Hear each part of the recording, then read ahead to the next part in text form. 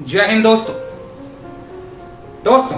वैसे तो डॉक्टर को देवता का दर्जा दिया जाता है हिंदुस्तान में, और हिंदुस्तान में ही नहीं बल्कि विभिन्न विभिन्न देशों में डॉक्टर को पूजा जाता है। लेकिन क्या होगा अगर कोई डॉक्टर हैवान बन जाए? जी हाँ दोस्तों, आपने सही सुना। आज मैं आपको ऐसी ही एक कहानी सुनाने जा रहा हूं जिसमें एक डॉक्टर ने लोगों की जिंदगियों को बचाने की बजाय लोगों की जिंदगियां लेनी शुरू कर दी। और खास बात इस डॉक्टर की ये थी कि ये लोगों को जिंदा जमीन में दफनाया करता था। जी हाँ दोस्तों, आज मैं आपको एक ऐसी ही खौफनाक कहानी इस डॉक्टर की सुनाने जा रहा हूं। बात दरअसल महाराष्ट्र से लगभग 112 किलोमीटर दूर एक जगह है सतारा, और सतारा से भी लगभग 20-22 किलोमीटर एक स्टेशन पड़ता है वाई, उसे वाई का नाम दे रखा है। ऐसा डॉक्टर जो लगभग 15 सालों से उस गांव के अंदर था और लोगों का इलाज कर रहा था। बाकायदा एक हॉस्पिटल जिसका नाम घोटवाड़ेकर है, वहां पर उसने कई सालों तक एक डॉक्टर के अंडर में काम किया, और उसका काम पेशेंट्स को ऑपरेशन से पहले एनेस्थीसिया देने का काम था। जी हाँ दोस्तों, एनेस्थीसिया, जिसे से लोगों को ऑपरेशन से पहले बेहोश किया जाता है। एनेस्थीसिया के बारे में मैं आपको बता दूं दोस्तों कि एनेस्थीसिया एक ऐसी दवाई है जिसको बहुत ही तरीके से पेशेंट्स को दिया जाता है, क्योंकि अगर इसकी मात्रा जरा सी भी तेज हो गई तो उस समय उस पेशेंट की मौत तय है। लेकिन कुछ कहा सुनी और कुछ झगड़े के बाद इसने वो हॉस्पिटल छोड़ दिया और गांव में एक क्लिनिक खोल लिया, और एक क्लिनिक के साथ साथ कुछ डिस्पेंसरियां खोली, और अच्छा खासा इसका नाम वहां पर होने लगा, और लोग अक्सर इसके पास आते थे, और इसके साथ साथ लोगों का ये फ्री इलाज और कई बार फ्री इंजेक्शंस भी लगाया करता था। लेकिन दोस्तों, ये कोई एमबीबीएस डॉक्टर नहीं बल्कि एक बीएएमएस डॉक्टर था, एक छोटे दर्जे का डॉक्टर, जिसका खुलासा बाद में हुआ, वो अभी आपको इस कहानी के अंदर पता लग जाएगा। डॉक्टरी के साथ साथ ये ग्राम के जो प्रधानी के चुनाव होते हैं वो भी 1-2 बार जीता। इससे लोगों में उसकी लोकप्रियता बढ़ी और इसकी दबंगाई बढ़ी। इसके साथ साथ आरटीआई का ये एक्टिविस्ट भी था, और इसने बहुत से लोगों, खासकर सरकारी जो लोग होते हैं, उनके खिलाफ आरटीआई लगाई, बहुतों को इसने पकड़वाया, और खासकर पुलिस के लोगों के प्रति इसका रवैया नकारात्मक था और उनके प्रति आरटीआई लगाई थी। इसके साथ साथ एंटी करप्शन ब्यूरो तक भी इसकी जान पहचान थी। तो गांव के कुछ लोग आते हैं पुलिस स्टेशन में, वाई पुलिस स्टेशन में, और एक लड़की की गुमशुदगी की रिपोर्ट लिखवाते हैं जिसका नाम मंगला था। मंगला दरअसल एक अध्यापिका थी आंगनवाड़ी क्षेत्र में। तो पुलिस उस रिपोर्ट को लिख लेती है और बारीकी से और नॉर्मल तरीके से उसकी जांच शुरू करती है। लेकिन चूंकि जांच में थोड़ी लेट थी तो गांव वाले दोबारा से प्रेशर बनाते हैं पुलिस पे। असल में हुआ क्या था कि पुलिस इस काम को लेट इसलिए कर रही थी क्योंकि उस समय पुलिस के जो थाना इंचार्ज थे, इस बंदे ने उनके खिलाफ एक आरटीआई दाखिल की थी कुछ ही दिन पहले, और उस पे उन्होंने कई भ्रष्टाचार के आरोप लगाए थे। इसके कारण पुलिस को इस चीज का भी डर था कि कहीं ऐसा ना हो कि इसे लगे कि हम उससे बदला ले रहे हैं, पहली बात, और दूसरा ये कि कहीं से और बौखला गया तो और कितने पुलिस वालों के नाम पर ये आरटीआई दाखिल करेगा। लेकिन जैसे मैंने कहा, जब लोगों ने बहुत ज्यादा प्रेशर थाने पर दिया तो आखिरकार थाने को ये मानना पड़ा और उसके खिलाफ रिपोर्ट लिखी और बाकायदा जांच शुरू कर दी। तो जांच में सबसे पहले मंगला जो लड़की थी उसके फोन की कॉल डिटेल्स चेक की जाती है। डिटेल में यह पता लगता है कि 15 जून 2016 में इसकी बात मंगला के फोन पर हुई थी। तो पुलिस इससे पूछती है, इसके पास जाती है, तो इसका सीधा सा यही कहना था कि जी मुझे इस बारे में नहीं पता, मेरे बहुत सारे पेशेंट्स हैं और मेरे पेशेंट से अक्सर मेरी बात होती रहती है, तो कॉल को मुझसे मिला करके इस चीज को आप अंदाजा नहीं लगा सकते कि मंगला के बारे में मुझे कुछ मालूम है। इसी जांच के दौरान एक लड़की थी जिसका नाम ज्योति था। ज्योति एक्चुअली ये डॉक्टर जो था, डॉक्टर का नाम मैं शायद आपको बताना भूल गया दोस्तों, डॉक्टर का नाम था संतोष पॉल। संतोष पॉल इसका नाम था और लोग डॉक्टर साहब के नाम से इसे वहां जानते थे। तो डॉक्टर साहब के यहाँ पर ये लड़की जो थी वो नर्स थी। तो पुलिस नर्स से पूछताछ करती है और नर्स से पूछताछ में मंगला का फोन नर्स के पास मिलता है। तो पुलिस कॉल डिटेल में एक चीज को देख करके बड़ी हैरान होती है, वो ये थी कि जब वो लड़की गायब हुई उसके बाद भी 3-4 कॉलें उस फोन से होती है। और जब ये बात पुलिस को पता लगी तो पुलिस ने डॉक्टर को छोड़ करके उसकी एक नर्स थी ज्योति, उससे पूछताछ शुरू कर दी। डॉक्टर को बिना बताए वो नर्स के घर जाते हैं वो नर्स को अपने साथ लेते हैं और उससे थोड़ी सी पुलिसिया अंदाज में बातचीत करते हैं, क्योंकि वो लड़की थी, जल्दी टूट गई और उसने बताना शुरू किया। और वो क्या कहती है कि जी हाँ, एक्चुअली ये मंगला का ही फोन है और मंगला को मार दिया गया है, और मंगला को मारने वाला कोई और नहीं बल्कि डॉक्टर संतोष पॉल है। पुलिस जैसे ही ये खबर सुनती है तो पुलिस संतोष पॉल को पकड़ने के लिए जाती है, लेकिन पता लगता है कि संतोष पॉल वहां से भाग करके मुंबई अपने बहनोई के घर चला जाता है।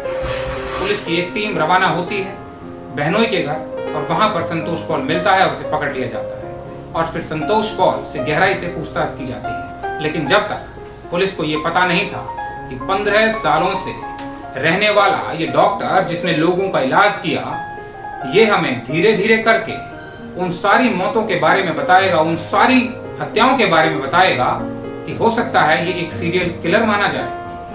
और हुआ भी ऐसे। तो दोस्तों, जब उसने अपना मुंह खोला तो उसने क्या कहा, ये आप गौर से सुनिएगा। तो संतोष पॉल पुलिस को बताता है कि उसका एक पोल्ट्री फार्म है और बाकायदा उसका एक फार्म हाउस है, आप मुझे वहां ले चलिए, वहां पर मैंने दबाया है जमीन में। तो पुलिस उसके साथ वहां जाती है। पोल्ट्री फार्म जो इसके अंदर है उसके बारे में बताऊंगा कि क्यों वो पोल्ट्री फार्म वहां था। और वो जमीन भी इसकी नहीं थी, बेसिकली इसने ऐसे ही आरटीआई लगा करके किसी को ब्लैकमेल करके वो जमीन सरकारी सिंचाई की जमीन थी, वो इसने ले रखी थी। तो पोल्ट्री फार्म पर जाकर के ये एक नारियल के पेड़ की ओर इशारा करता है, पुलिस से कहता है कि इसके अंदर वो लाश लगी हुई है। अब पुलिस उस नारियल के पेड़ को काटती है, उसको जमीन को गड्ढा खोदती है, काफी समय लगता है, आखिरकार उसके अंदर से मंगला का कंकाल मिलता है।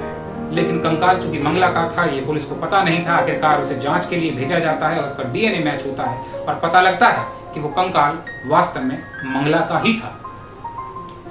इसी बीच ये रिपोर्ट जब फैलती है, मीडिया के थ्रू पहुंचती है, तो आईजी इंस्पेक्टर जनरल तक ये बात पहुंचती है। तो इंस्पेक्टर जनरल की बात को सुनते हुए पुलिस वालों से बोलते हैं कि जितनी भी मिसिंग फाइल्स हैं उन सबको दोबारा ओपन करो। इसी बीच वो लोग जिन्होंने वो रिपोर्ट्स लिखवाई थी उन तक भी ये खबर पहुंचती है। वो सभी थाने में पहुंचते हैं और कहते हैं कि शायद डॉक्टर ने ही हमारी घर की महिलाओं को कहीं छुपा दिया है। फाइल जब खोली जाती हैं तो पता लगता है कि वास्तव में उन 16 महिलाओं के डॉक्टर के साथ संपर्क थे। इतना सुनने के बाद पुलिस दोबारा से सर्च ऑपरेशन करती है और इस बार बहुत ज्यादा सख्ताई से संतोष पॉल से पूछा जाता है। और आखिरकार दोस्तों, संतोष पॉल, जैसे मैंने कहा कि पुलिस वाले हैरान हो गए जब इसने लगातार नारियल के पेड़ों की तरफ उंगलियां करनी शुरू की और एक के बाद एक लगभग 6 नारियल के पेड़ उखड़वाए गए, 6 गड्ढे खुदवाए गए और उन 6 के अंदर से लोगों के कंकाल मिले। और एक कंकाल तो दोस्तों ऑरेंज साड़ी में लिपटा हुआ था। अब पुलिस इससे उन सभी कंकालों के बारे में पूछती है।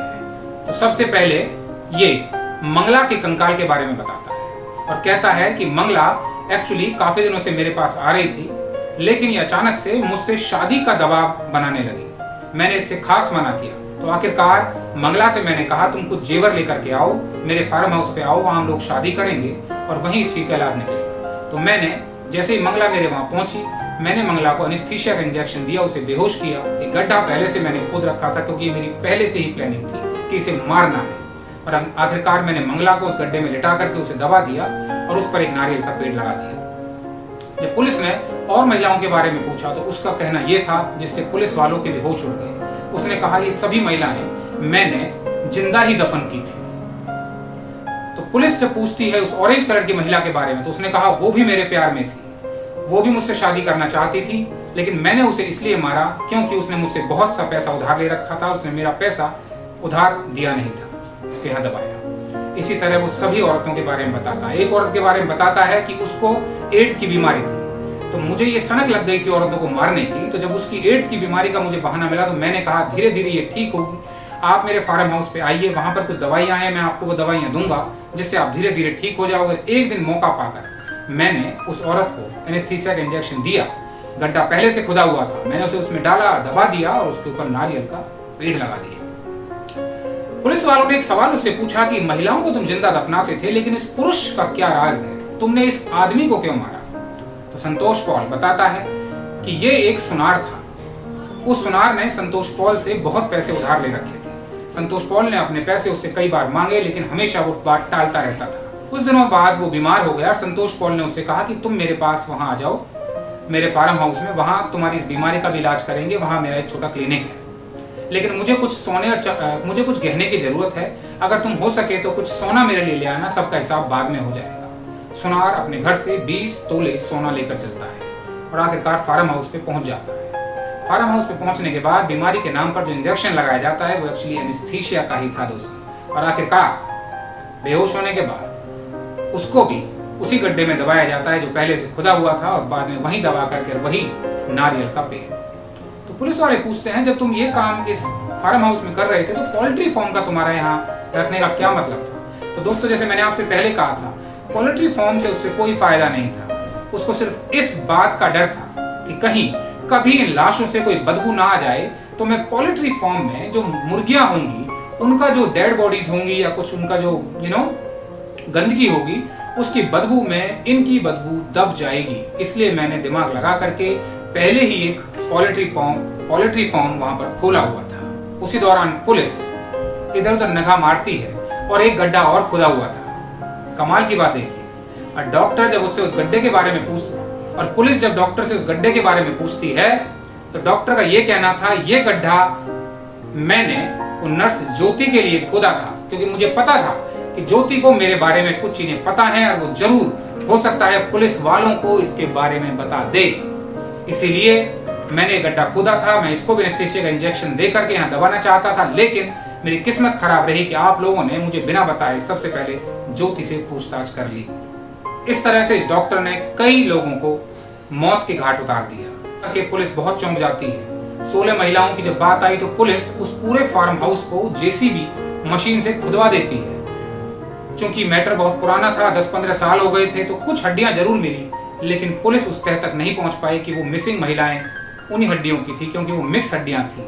6 तक का पुलिस को पता लग गया था। आखिरकार संतोष पॉल को पकड़ लिया जाता है, और पकड़ने के बाद इस पर मुकदमा होता है, इस पर हत्याओं का इल्जाम लगता है, और लोअर कोर्ट इसको सजा सुनाती है।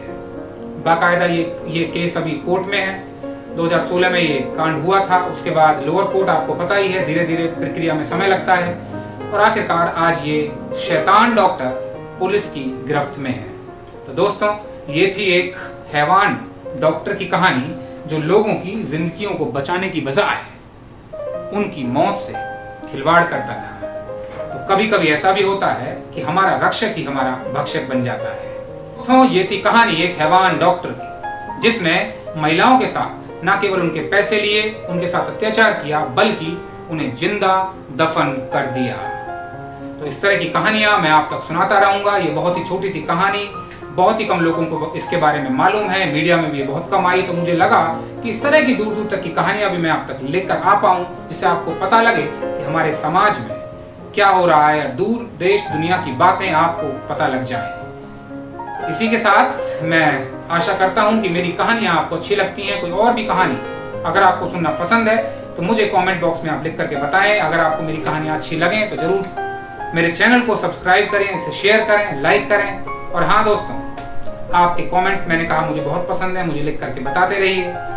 इन्हीं शब्दों के साथ मैं अपनी वाणी को विराम देता हूँ। कल फिर मिलूंगा मैं आपसे एक नई कहानी के साथ। तब तक आप लोगों का बहुत बहुत शुक्रिया।